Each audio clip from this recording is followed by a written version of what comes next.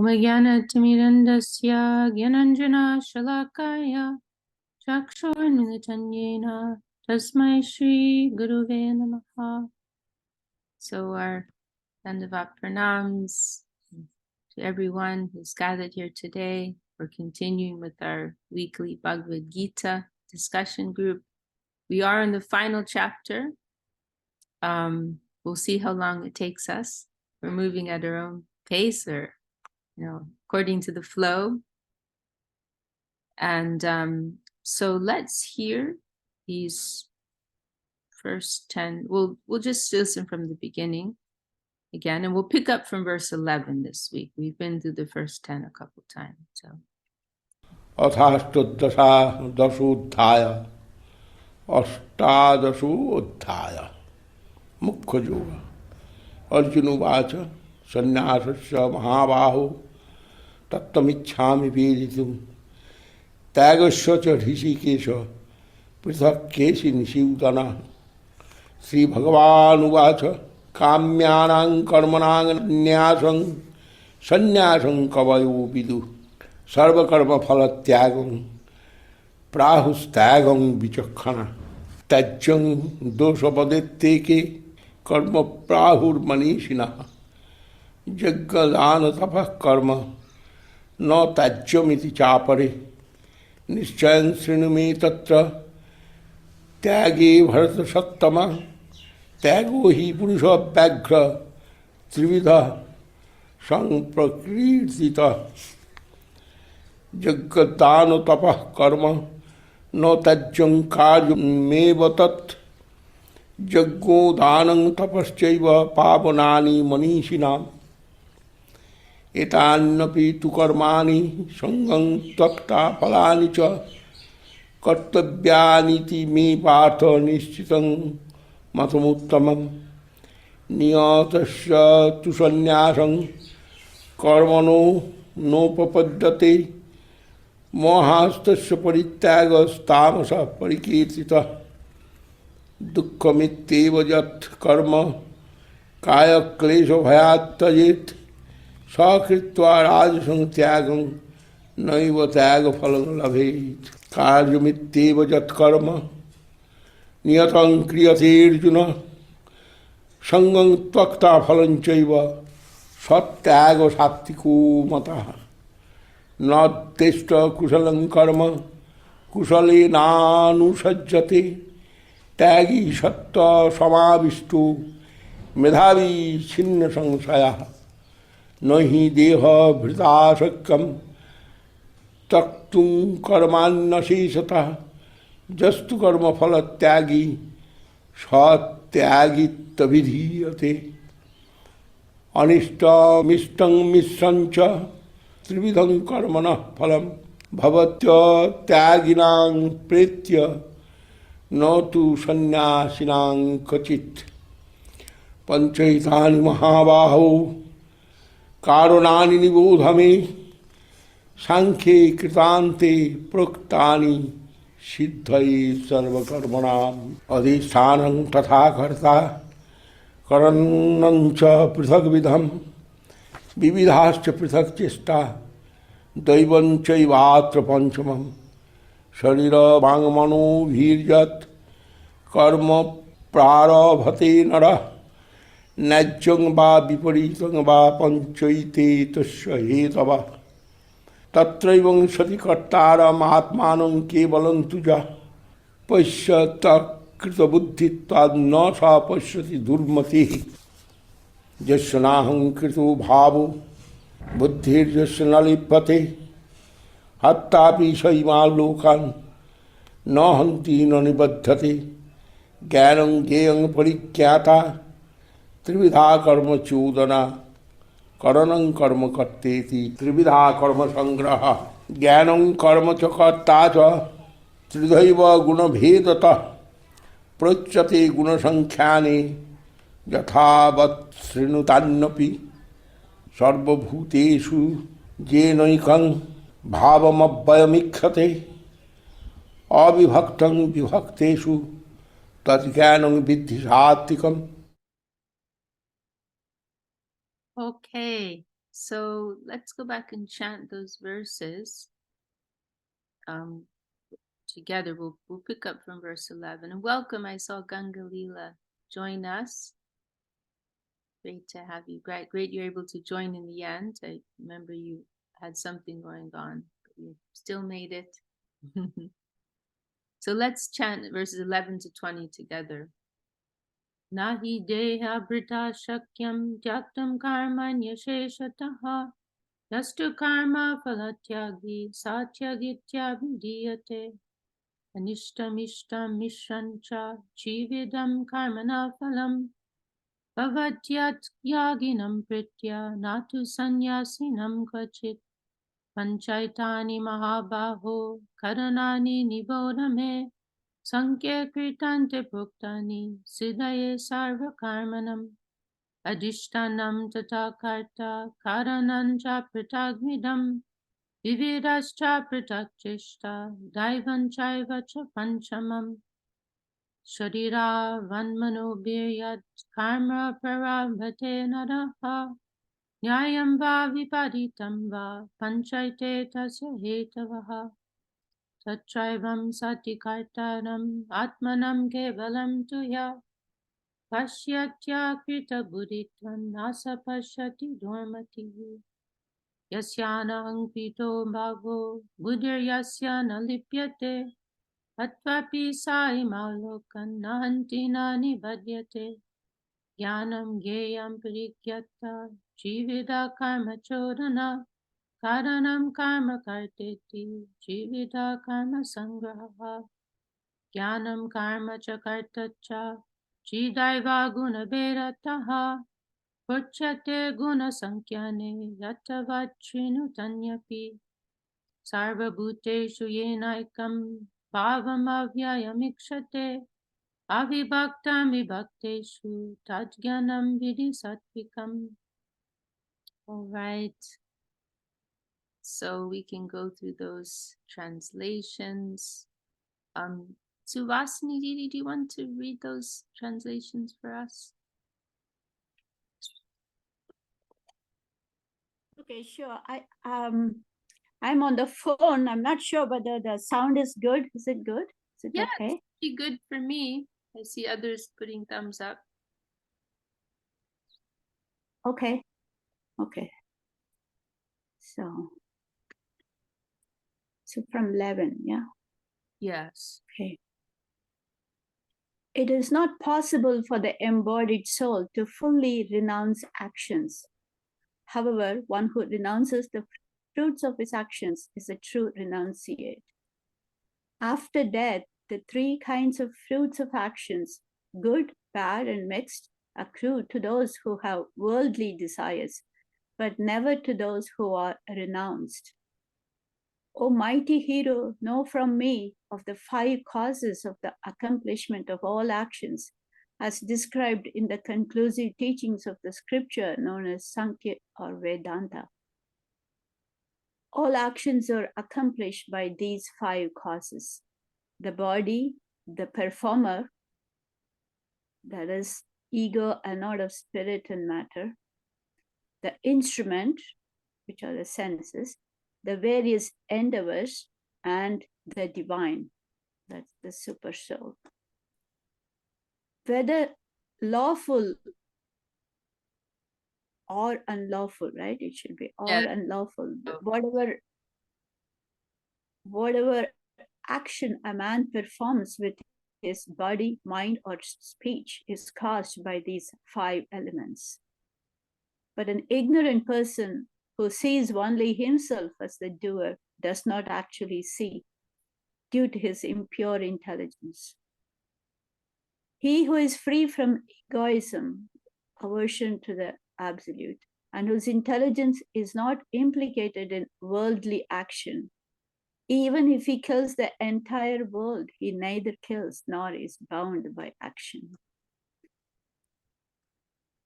These 3 are the driving force of action: knowledge, the knowable, and the knower. These 3 are the constitution of action: the instrument, the action, and the performer. In the Sankhya scripture, knowledge action and the performer have each been classified according to the three modes of material nature. Now hear of this from me. That knowledge by which the one imperishable and undivided principle, my superior divine potency, is seen to be present in all the diverse living beings, is to be known as knowledge of the nature of goodness. Thank you. Well, quite a few interesting points in these verses. Couple of these verses, they're somewhat well known. We hear them quoted by our gurus. Does anyone want to share any thoughts on what we've been through? Suvasini, Didi, anything you'd like to share that comes to mind? That's the main. That's a verse 17. This is quite actually quite important, isn't it? That the verse. Quite radical. Yeah, this hatva pizza. Yeah, very radical. Yeah. If he's free from egoism, that's actually he's not implicated in worldly action. It's not anything. What he does is not for for his own self, right? It is. So if we can, so Krishna says that even if he kills the entire world, he neither kills nor is bound by the action. That is very, radical thing. Yeah, That's the one thing. It's quite shocking, actually, isn't it?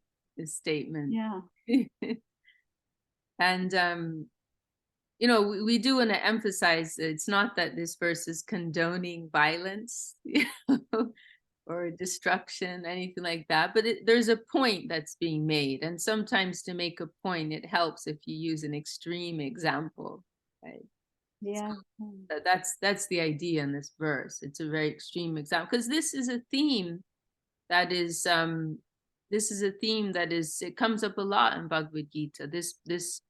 This distinction that's made between what we're doing, our action, and the consciousness with which it's performed. They're two entirely different things. And depending on the consciousness with which action is carried out, the results, the karma, will be completely different. Karma or absence of karma, right? It's all dependent on our consciousness. So even if externally someone may do something that appears very shocking, if it is performed in a particular consciousness, it's actually of a completely different nature. If someone has some genuine duty and they're not doing it with any spirit of selfishness, then they're not implicated in any reaction.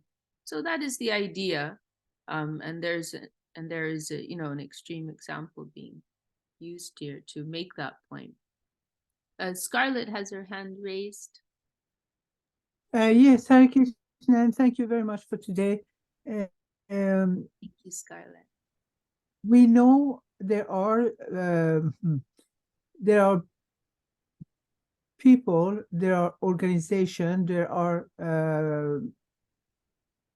some who have been committing heinous crime in the form of mass murdering, in the form of self-bombing, and Hitler, he has gas chamber for many people. So does that mean that because they had a certain belief, so they are not going to get any karma because they had some kind of belief? They did it without thinking anything else than just to do for their belief. Have I understood? Yeah, I understand what you're saying. Yeah, but there are different types of belief, and I mean the examples that you've given, I would say those are very wicked, evil persons. There's no question about that, and there's no question that they will have to pay for the suffering they've inflicted upon others. There's proper belief and there's deluded belief. right? So they may have believed they were doing the right thing, but they're actually acting with very evil and selfish intent, and everyone will just have to face up to that, right? They will, everyone in their everyone will have to be held accountable for what they have done. I mean, in the Mataji, yes. if I may give commentary, one of the other philosophies I work with, they work with the principle of the inherent worth and dignity of every individual. And so it makes me think hard about people like Hitler and contemporarily Putin. And one of the things I think of is how these demons that Krishna and his brother faced, how they were possessed with thinking of Krishna constantly, and how we're supposed to think of Krishna constantly. And so how it's this kind of like a reverse thought pattern of they're possessed to think of him constantly, and how even in their we might say demonic state, they're put into this sense of positivity of meditating on Krishna and Balaram such. Mm-hmm. Mm-hmm. Mm-hmm. Right, right. Well, yeah, I mean, in the case of Kamsa, at least there was some fortune there because he was obsessed with Krishna. Exactly, yes. Right. But in these other, examples that are being mentioned, it's a different story. So yeah, I'm not completely clear on your Well, we don't know what they think. So maybe they're thinking in a way we don't understand of a we might say in a negative way of this higher thought, but it's still thinking of this higher thought. So I pray, like I said, in my other belief system, they talk about the inherent worth and dignity. I pray that they're possessed in this way that I'm showed these demons can be while it's a negative thought, a positive attribute. I hope this onto them. Well, that's very kind of you. Radhana Rupini has her hand raised. Dandavad. I just wanted to say that all the demons that were in Krishna's pastimes were actually there for his pleasure. They came to have the pastime with Krishna. It's actually a spiritual. And also the other thing about all the demons that Krishna fought off is they each symbolize something within us. And I think you know this, Didi, right? They each like whether it's our ego or whatever. There's a book on it, which I still have to get my hands on, about what they symbolize. So that's in Krishna's pastimes. We can't compare that to this material world and all the big egos we have of heads of state and people that are wanting to dominate each other, and it's a whole different ball game. It's a whole different ball game. It's not the same, so you can talk about people that were in great power in the past or in the present that are doing great injustice now and making people suffer. I don't think that has any, it's included here at all in these verses. Yeah, I think that's absolutely right. What Radhana Rupini said, we are told that, by our gurus, that ultimately these demons, they are part of the Lord's play. They're playing a role. And so, we can't really compare them to, demonic persons of this world. It's a different category. And you know, it's also true, we don't know what's in someone's consciousness, but you know, generally speaking, if someone has inflicted suffering upon others in this world with selfish intent, they will have to pay the consequence for that. And, you know, and that's not outside of the mercy of the Lord also, you know, that they're facing. It's not that it's just a, you know, a cruel punishment, but that's, you know, that correction is also a form of mercy, you know. So everything is within the mercy, within the realm of the, you know, I had this nice, I had an interesting conversation with one of our godbrothers yesterday, and he just actually he just wrote a film script about how he came to Krishna consciousness, and he has this one line in there which I liked and he liked too. Karma and mercy walk hand in hand. And you know, he was saying, you know, the idea being that, you know, karma is an expression. Karma is also a form of mercy. You could say indirect mercy. So, you know, but yeah, I mean, going back to Scarlett's original point, you know, yeah, there are many statements in the scripture which madmen can use to justify mad actions, but that doesn't mean that they will be excused from the suffering they've caused because they've carried it out on some deluded belief system. You know, that's not an excuse.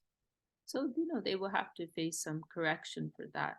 But ultimately, like, that's not even our business, right? You know, we're just focusing on what's on our plate, right? And we don't wish suffering upon everyone, but we know the Lord's system's playing out.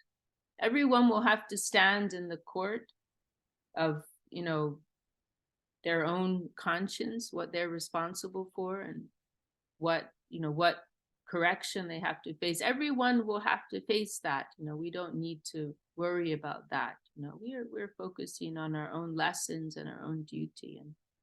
And the main idea being told here is that, you know, that, as I said, you know, that we are more concerned with consciousness than with action.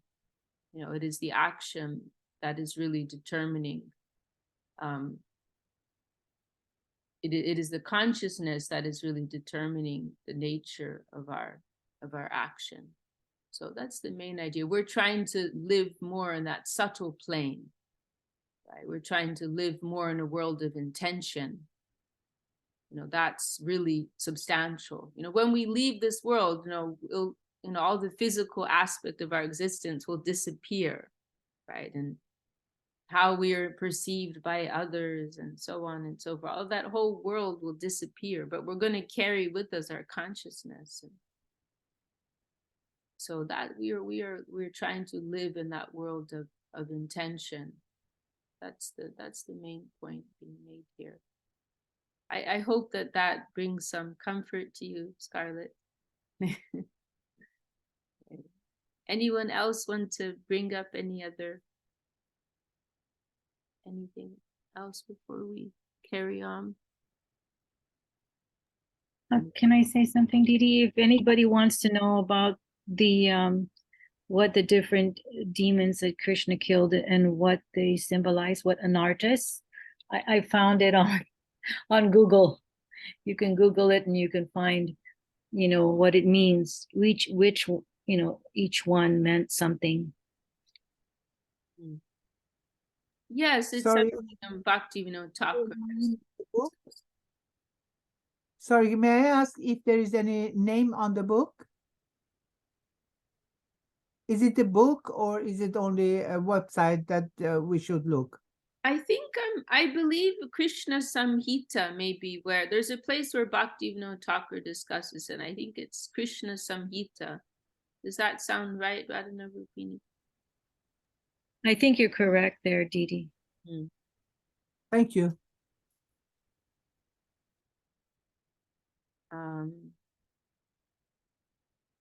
Let's see.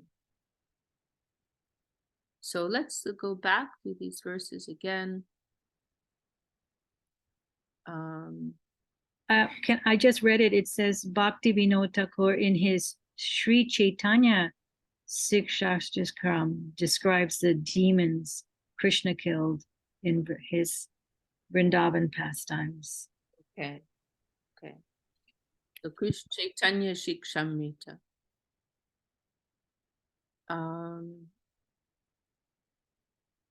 So I mean, mostly this point is kind of being emphasized here that we've just discussed. Reactions are coming to those who have attachment behind that action, but not if we are internally detached. Now, this is an interesting verse. Here, these verses, they're explaining that, and so this is very much tied in with the, this teaching, that we are trying to, this realization that we're trying to, develop, that we are not the doer, right? That's something that you'll often hear our devotees say. They may or may not understand what that really means. But this is explained here very nicely in Bhagavad Gita. And Srila Sridhar Maharaj, she expresses in one place, like, our disease is lack of consciousness, right?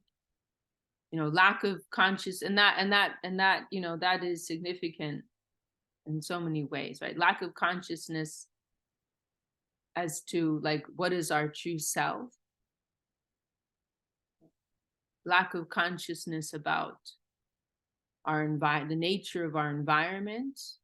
Lack of consciousness about the presence of God and the divine and our relationship, right? It's like, kind of like, if we use as a comparison a small insect, right, and ourselves, that, like, an insect crawling in our space has a very limited understanding of the nature of their environment and everything and everyone surrounding them. They're living very much in a world of their senses and their immediate sense perception.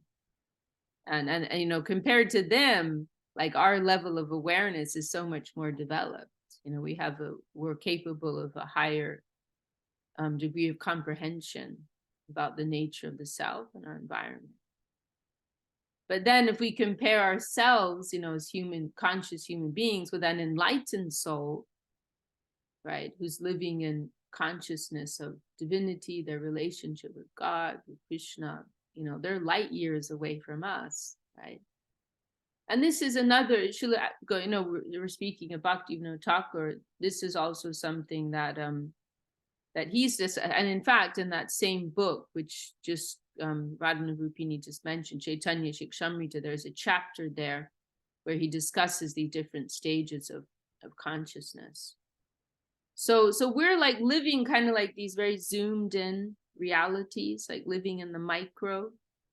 And so as a part of that, and this is very tied up with the nature of the ahankar, the false ego also,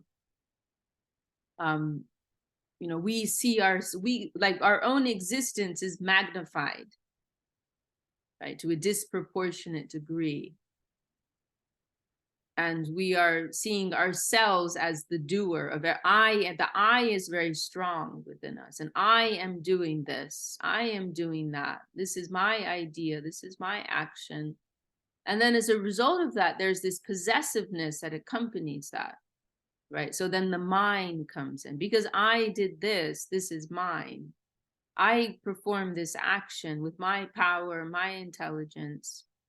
And this is the consequence, and I own that. I own the results of that. So I, me, and mine, right? This is part of our disease as conditioned souls. And so these verses in Bhagavad Gita, they're helping us to, like, zoom out from ourselves as the center. It's like doing a Google Earth on our life here on Earth at this time.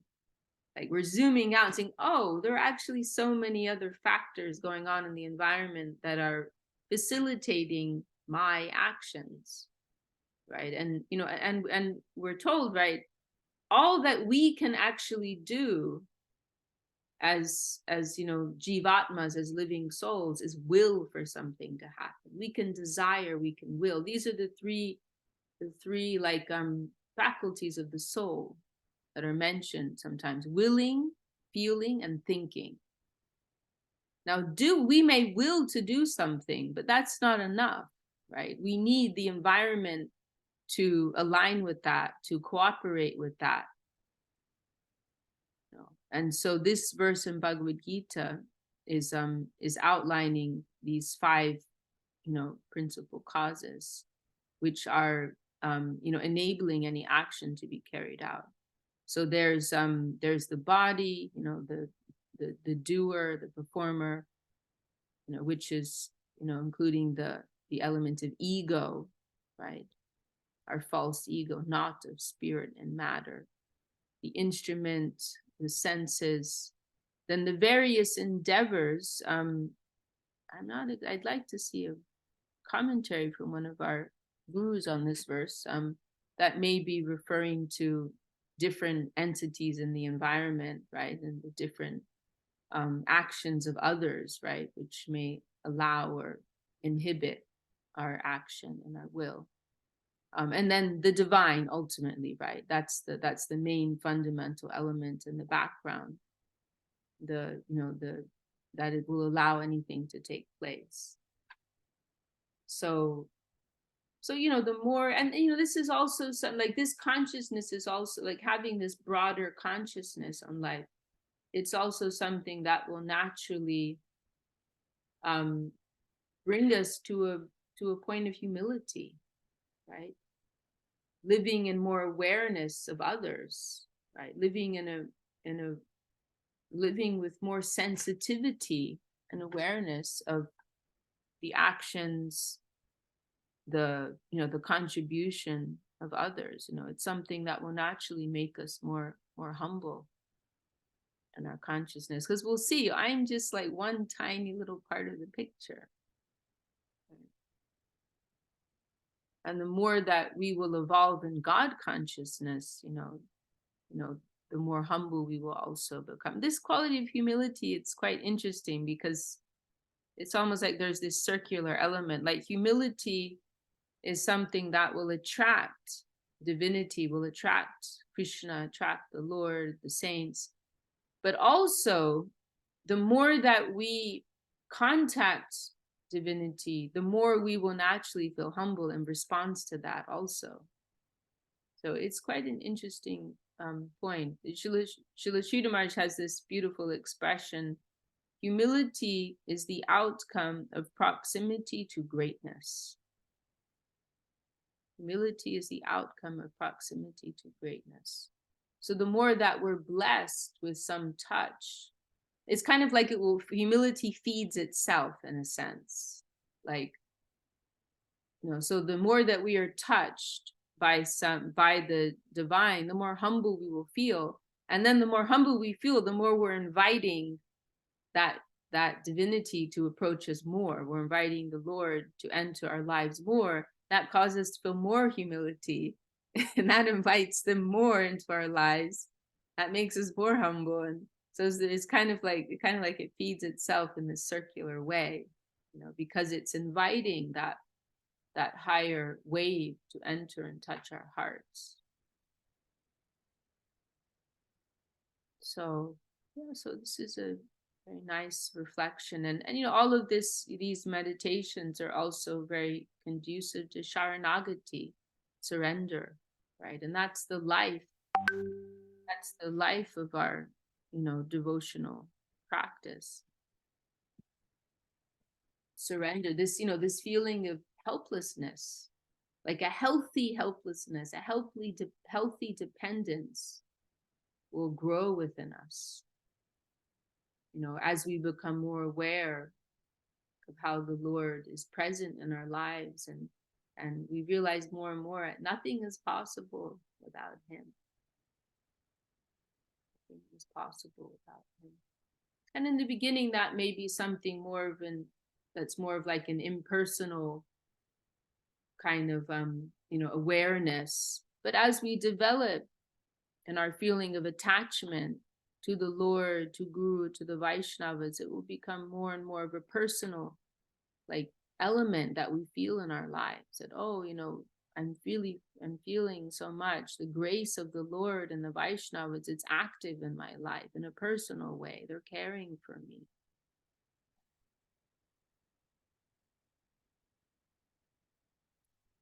So this is a very healthy reflection here. Sorry, may I ask, you mentioned three capacity that we have. It's willing, thinking, and what was the third one? Feeling. Feeling. Thank you. Feeling and will thinking, willing, and feeling. That's right. These are, and that's actually quite a profound discussion. You know, it's these are like three elements of divinity, like, and that's like the nature of the Atma, the soul, in a finite expression, but that's also the nature of the divinity also in, these elements are playing out, right, in the original divine substance.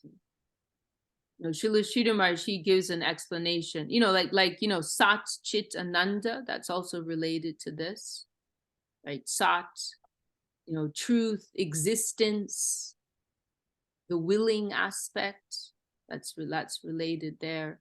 And then Chit, the element of consciousness, thinking, right? And then feeling, or Ananda, joy. These are like kind of three lines in which the divine element is expressing itself. And in the highest level, Srila Sridhar Maharaj has explained, there's a section in Subjective Evolution of Consciousness where our Param Guru Maharaj is discussing this point. And so he explains there that at the highest, in its highest expression, the thinking aspect, or the Chit aspect, is represented by Krishna. The willing aspect, existence element, is represented by Baladev, Balaram, in its highest expression, and the feeling aspect, joy, play, that is represented by Radharani, heart, that is her domain. So that is another aspect to this discussion. But yes, it was something our Gurudev, many times he would use this phrase, like this is the nature of the soul. These are the faculties of the soul: willing, thinking, and feeling. Willing, many times he said that, and how, we're trying to engage all of these faculties in Krishna consciousness and Krishna Anushilanam, the cultivation of Krishna consciousness. And the heart, of course, is most important, the feeling aspect that we can attach. This will give us the strongest, like a strong foundation, if our feeling aspect, the heart, because that's at the core of our existence. If we can attach our heart to this practice, to these teachings, we are in a safe position.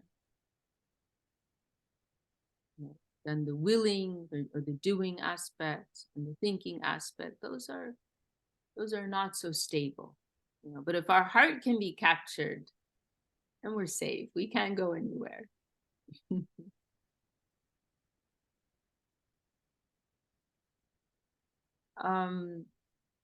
Now this, I also did just want to mention this Sankhya, right? So this word Sankhya, like literally it means something like counting.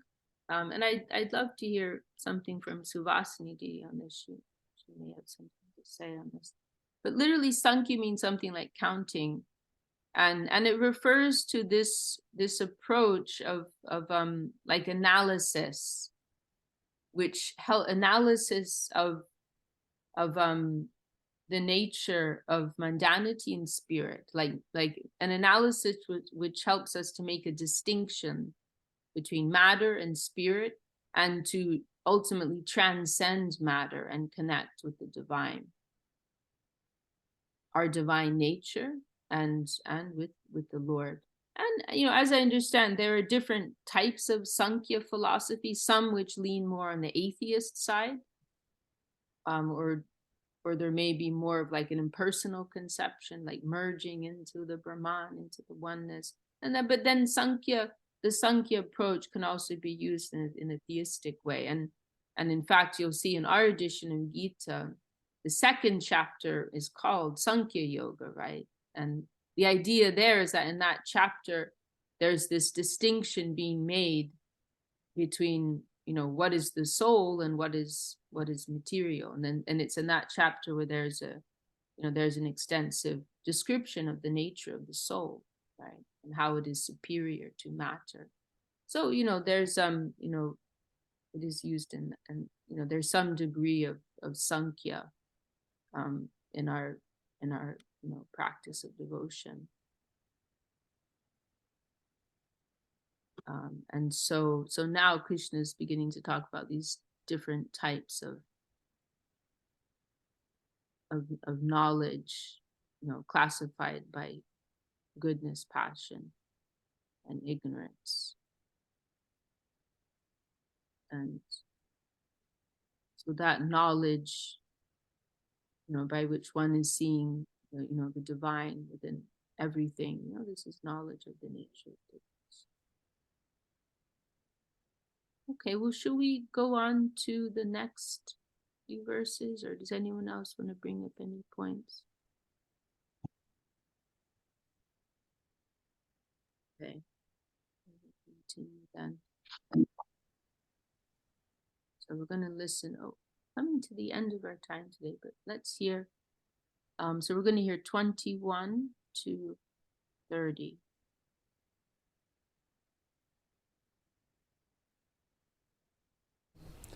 पृथक तेन तुझ ज्ञानं नाना भावान पृथक विधान व्यक्ति सर्वेषु भूतेषु तज्ज्ञानं विद्धि राजसं जत्तु कृष्णपदे कस्मिन् कार्ये शक्तमहैतुकम् अतत्तार्थ बदल्पञ्च तत्तामसमुदारितं नियतं संग्रहितं अरागदेशतः कृतं अफल प्रेप्सुना कर्म यत्तत् सात्विकमुच्यते यत्तु कामेप्सुना कर्म साहंकारेण वा पुनः क्रियते बहुलायासं तद्राजसमुदारितम् अनुबन्धं खयं हिंसामनपेक्ष च पौरुषं महादारभ्यते कर्म यत्तत् तामसमुच्यते मुक्तसंगो नहंवादी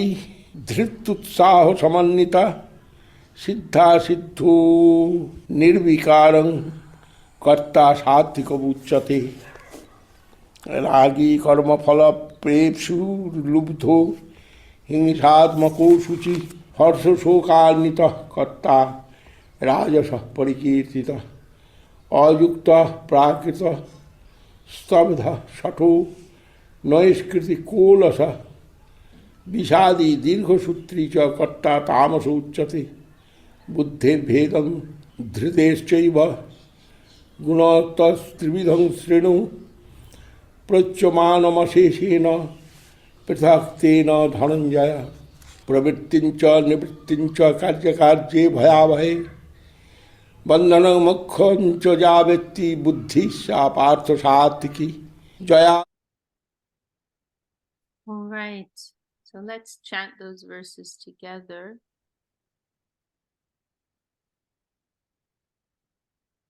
Pritaktvena Jnanam Nana Bhavan Pritakvidan Veti Sarveshu Bhuteshu Tajnanam Vidhi Rajasam Yatu Kritsna Varikasmin Karye Saktam Ihaitukam Atatvartara Pancha Tatsamasamudaritam Yatam Sangarahitam Aragadveshatakritam Avala Prepsuna Karma Yatat Satvika Muchate Yatu Kame Psuna Karma Sahankarena Vaipunaha Priyate Bahulayasam Tadnajasamudaritam Anubandam chayam himsam anapeksha cha porusham mohararabhyate karma yatatama samuchate Mukta sango naham vadi chityutsaha samamvitaha Siddhya siddhyor nirvikara karta satvika uchate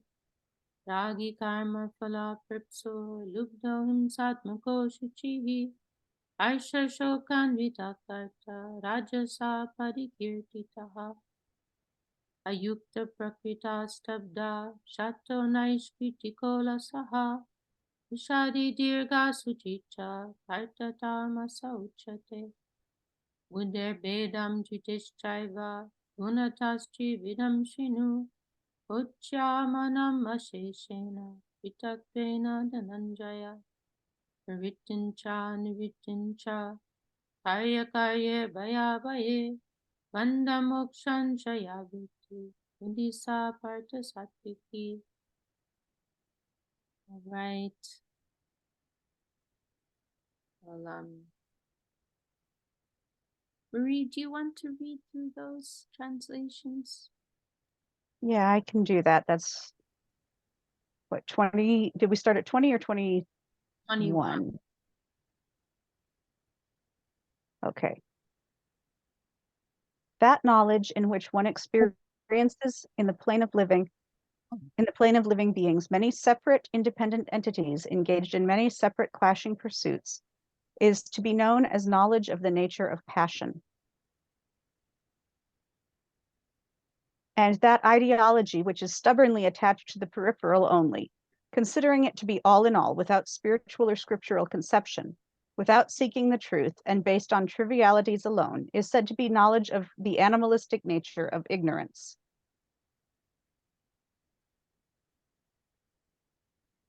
That obligatory action which is faithfully executed without attachment by a person who does not seek its rewards and who is unbiased by likes and dislikes is said to be action of the nature of goodness. And that action which is performed with great endeavor by an egoistic person desiring its fruits is said to be action of the nature of passion. So we have two different kinds of action in the nature of passion. Interesting. Let me see here. What are you referring to? Well, because the first one where it was seeing clashing parties. That was referring to knowledge. Oh, knowledge in the I see. Yeah. Yeah, more like in the plane of perception, where awareness, I suppose. Gotcha. And this is referring to physical action. Gotcha.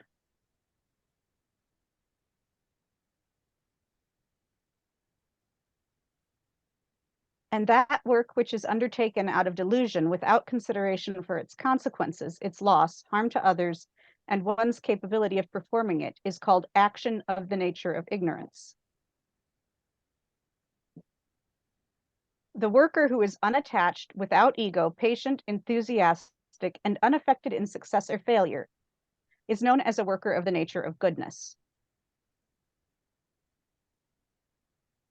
The worker who is attached, desirous of the fruits of action, covetous, cruel, engaged in abominable practices, not sanctioned by the scriptures, and always subject to joy and sorrow, is known as a worker of the nature of passion.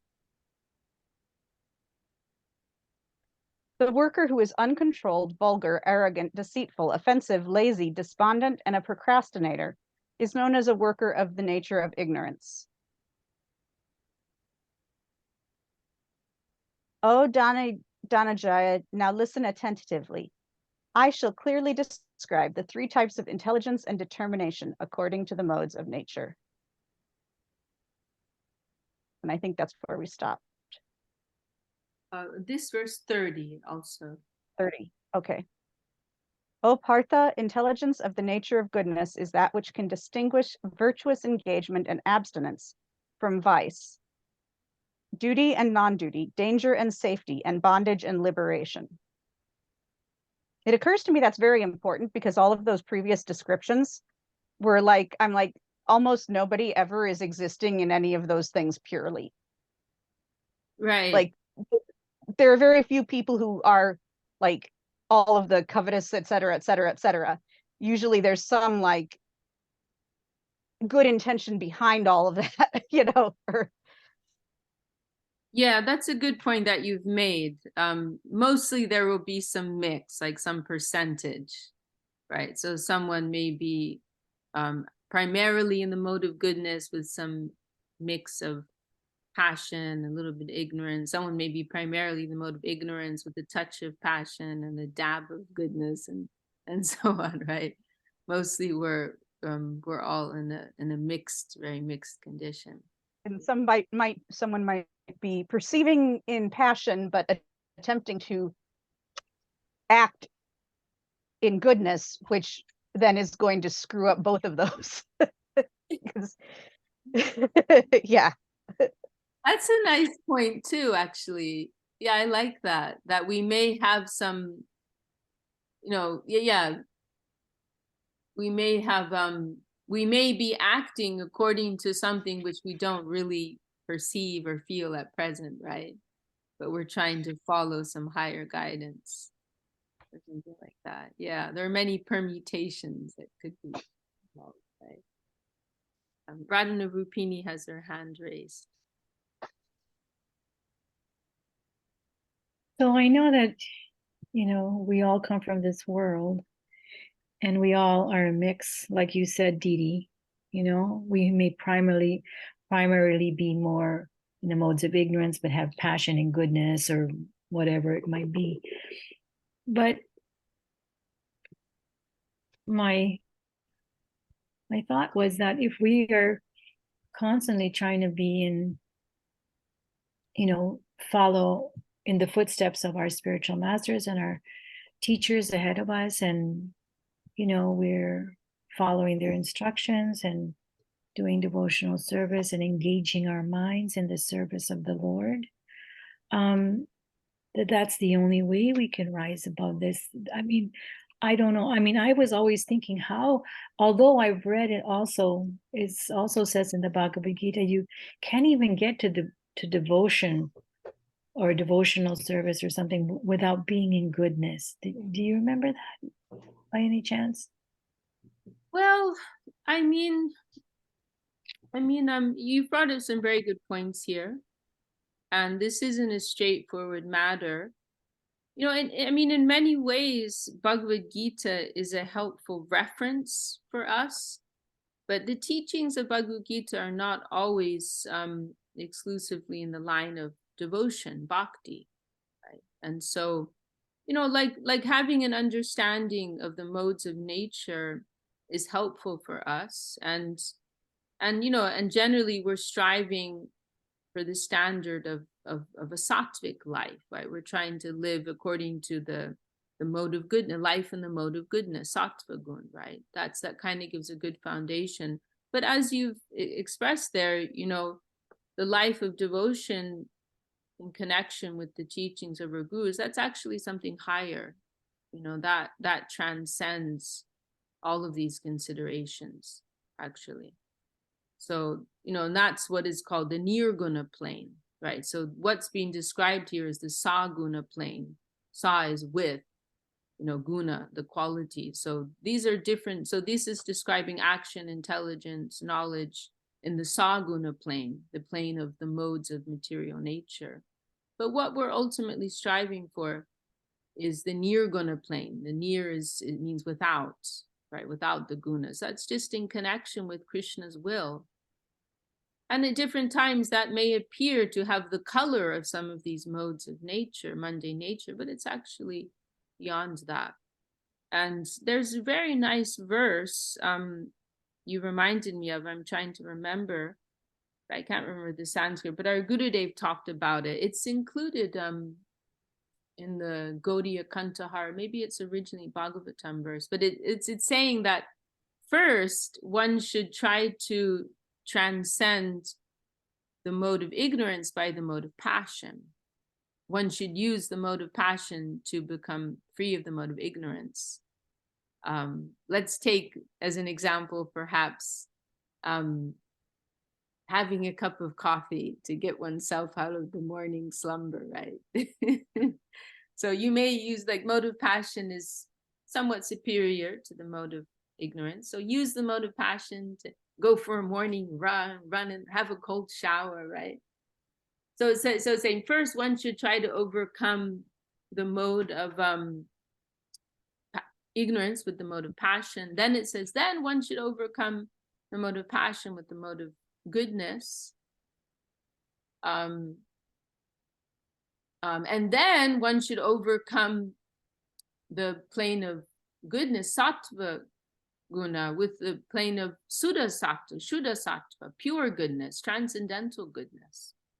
And then this verse concludes saying, or one can just surrender to Guru and follow their directives wholeheartedly, and they'll get everything through that.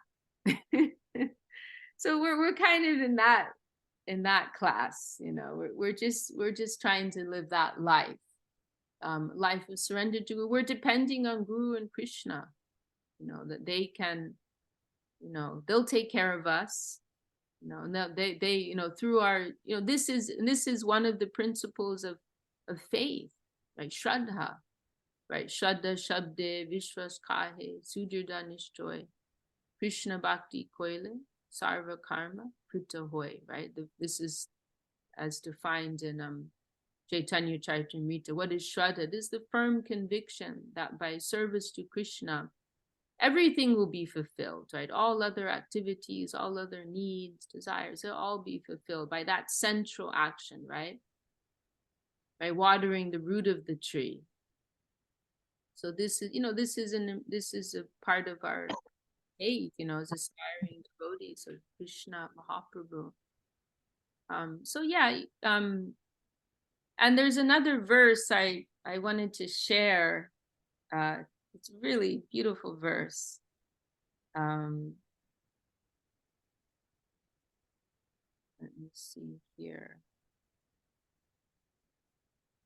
Srila Sridhar Maharaj talks about this verse, and it's describing and this is the cool thing about, like, approaching things with the vision of their relationship with Krishna, because then one doesn't actually have to fear anything, right? You know, like our Gurudev, he made this really nice comment once in Russian. Perhaps he's quoting some statement from the scriptures, but it says, what he said was, a Brahmin is only pure until he leaves his home. A Brahmin is only pure until he leaves his home. So what does a Brahmin represent? A Brahmin represents someone who's living a life fully in the mode of goodness, right? Sattva gun. They're meant to represent, like, the acme of that. But that all depends on, like, a carefully controlled environment. You know, like, living a sattvic life is highly dependent on a particular environment, right? But what happens if that's not possible? Then your whole sattva gun is out the window, right? So this is the thing about a life of devotion, is like you're seeing the Lord's connection everywhere. You're always safe. You can face anything. When it's only when you're seeing things with the spirit of selfishness where there's an issue. But when you're seeing everything with the Lord's connection, you're transcending so many things. You're transcending the world of karma. You're transcending the molds of nature and all these things. So this, I wanted to, I can find this verse. Tamasam Yuta Sadhana. I think Suvasini knows that verse. Here it is. And Srila Sridhar Maharaj, she actually quoted this verse at the occasion of the opening of the Chandradoy Mandir in 1973, the ISKCON Chandradoy Mandir, historic occasion. There's a recording, there's a clip of this talk, and Srila Sridhar Maharaj was speaking. You were speaking about what's the significance of this ashram, this new temple. What do these temples stand for? right? It's the Lord's house, transcending over all the modes of nature and everything else. So vanam tu satviko vaso gramo rajasa uchyate tamasam duta sadhanam maniketam tu nirgunam. So residence in the forest is in the mode of goodness. Residence in a town is in the mode of passion. Residence in a gambling house displays the quality of ignorance. And residence in a place where I reside, the Lord is saying, is transcendental.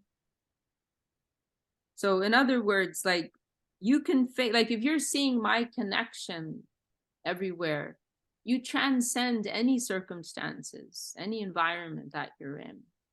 You know, you're in this is the nirgun plane. This is the transcendental plane beyond the modes of nature. So yeah, you know, that's kind of the line that we're focused on, you know. But these verses in Bhagavad Gita, they still offer a very helpful reference for us, right? And generally speaking, we are trying to live a sattvic life. You know, it's something that gives a stable, clean, supportive background and foundation for our spiritual cultivation. So yeah, I'm glad you brought those points up. Like there's a saying that goes, it's easy to be a yogi in a monastery, but to be the yogi in the world is more difficult. Yeah. Right. Yeah. So that's same principle. Yeah. Same principle. But it's harder as you get older, because I'm finding as I'm getting older, it's like I don't have as much patience and tolerance as I used to. And it really bothers me that I don't have.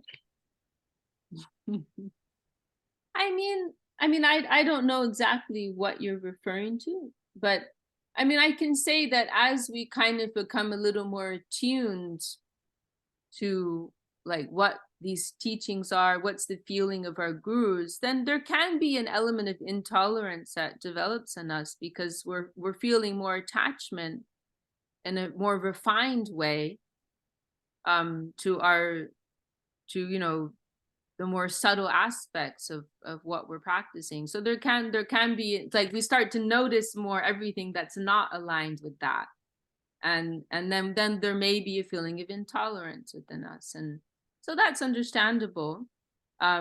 We just kind of have to keep that inside.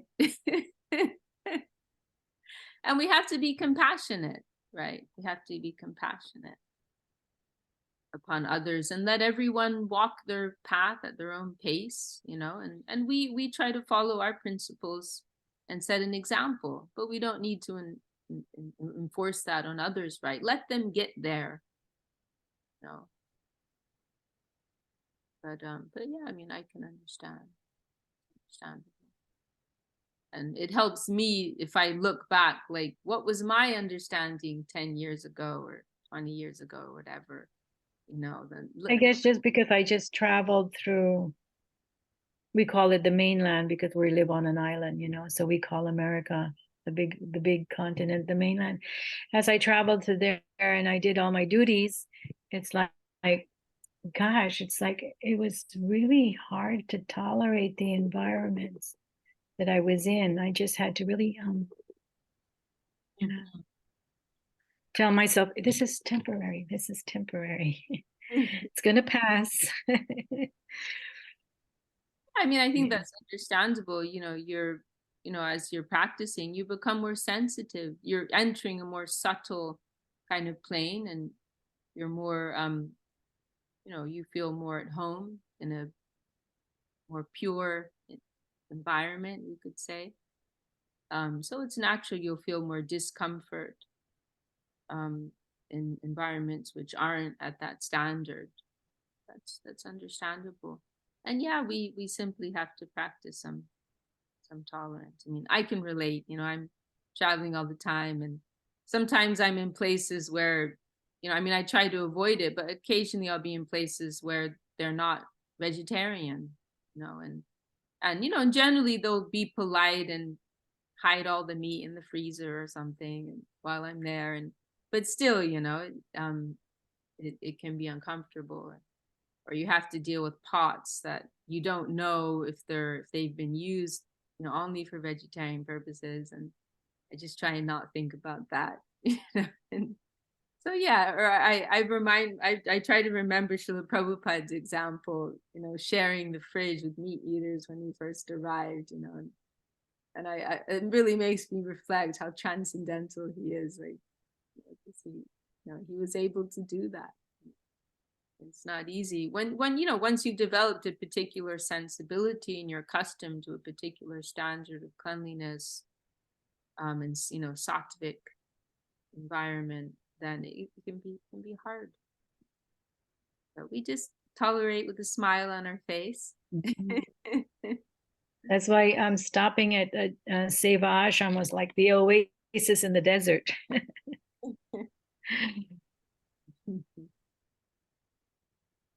All right. Well, thank you all for sharing your hearts. It's been another beautiful meeting with all of you. And I'll be tuning in from Ojai next Thursday. So I'll look forward to seeing you all then. Have a beautiful week. Jai Shri Bhakti Sundar Govinda Dev Goswami Maharaj ki Jai. Shri Bhakti Jai. Goswami Maharaj ki Jai. All the assembled devotees, sincere seekers. Jai Srimad Bhagavad Gita. Jai. Jai Shri Harinam Sankirtan. Jai. Jai. Haribo. Dandavad. Thank you for your association. Thank you Vishakadee. very, very much. Jai. Jai. Thank you.